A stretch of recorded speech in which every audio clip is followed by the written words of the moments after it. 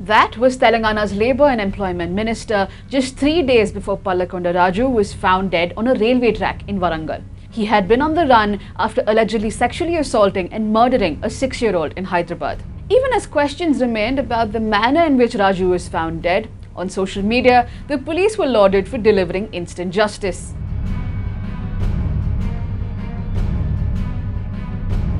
But Raju's death came at a time that the Telangana police is facing a Supreme Court-ordered inquiry commission into the killing of the 4 accused in the 2019 Disha rape and murder case. Like after Raju's death, the killing of the 4 accused, 2 who may have been minors at the time, was celebrated. Reactions poured in, and even Telugu stars cheered on the police. Is justice really served when an accused is killed and there isn't a chance for a trial? How did we as a society get here? On one hand, we have a rule of law where everybody is supposed to follow a particular procedure which has been laid down, where rights of the accused are enshrined. On the other hand, we have a situation where the legal system is not functioning the way it should be functioning. There are delays in trials. There are cases that hang on for years together, decades in fact, and plus also the fact that a lot of people who may have been actually involved in offences might have got away. And then the third factor is that of the public sympathy that is often with the police in such matters. So this is where I think the problem lies. Violence in police custody is almost a given in several cases. This violence has been normalized as well, like we saw in the case of Jayaraj and Benix. There is also this issue of how we as a people respect the idea of rule of law or not.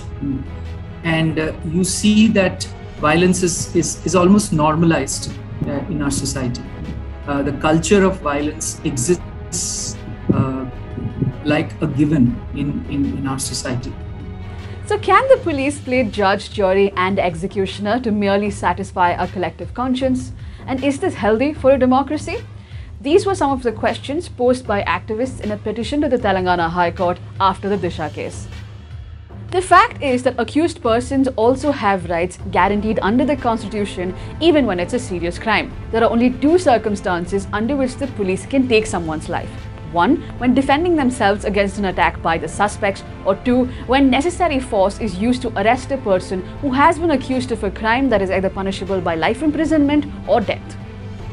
Films have actually gone on to glamorize and idolize those police officers who indulge in such illegal activities.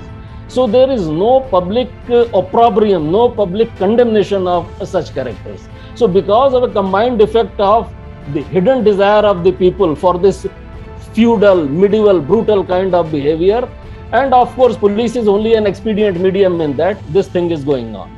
There is no real pressure. Police officers do it only for 2 reasons. First is that instant popularity, and the second is that undeserving medals which they get. Police reform is often touted as the solution to an institutional problem like encounters, but it may not necessarily be the case. Police reform is a mysterious thing. If we do police reforms, the police would be improved. No, police cannot improve. Police is only a very small part of a very complex criminal justice system. If at all there has to be reform, the reform has to be there in the entire criminal justice system. Police is only a small part of it. If not reform, police accountability is also brought into question. Experts say this is not the question of one police officer, but is institutional, and that checks are needed on the powers of the police.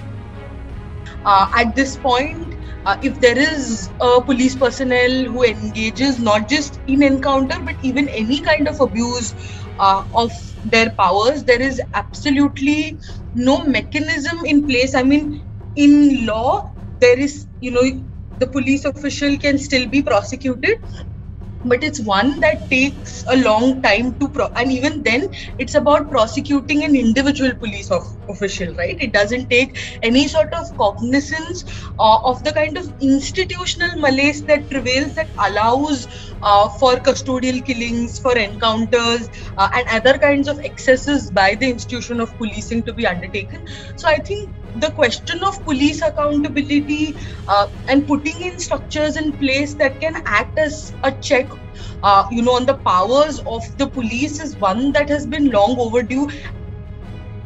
Experts also say that the idea of justice needs to evolve beyond the realm of criminal law. So largely, I think the idea of justice has become synonymous with conviction, and also conviction of the harshest kind. Therefore, I think the question for us to ask and to think about at this point is, how do we think about justice beyond the realm of criminal law, right? How do we think about harm beyond purely the lens of punishment, but to actually centering the harm that the survivor has faced, to seeing what is it that is leading to someone committing and perpetrating that kind of harm. We now need to see what else will work, because we've also seen this very clearly, that this is a system that is, of course, not just interested in not addressing the harm caused to the survivors, but is also very clearly interested in disproportionately targeting and creating this facade of justice over the backs of certain kinds of accused persons, right? Yes, encounters are celebrated. But when accused persons are killed off without being found guilty in a court of law, or even without the chance of a trial, it sets a dangerous precedent for the kind of society we wish to live in. Tomorrow, this could be any of us. We don't want to then live in a society where there is some kind of basic dignity that we want to give to all our citizens. And then the real scary question would be, where would it stop? Once you allow this kind of culture to percolate into the system, then tomorrow you can also be treated in the same way.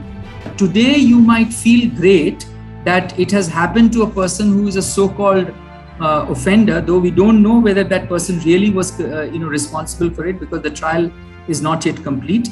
And you might celebrate that, but that means you are justifying these kind of methods to be used against citizens, and we are all citizens in that sense.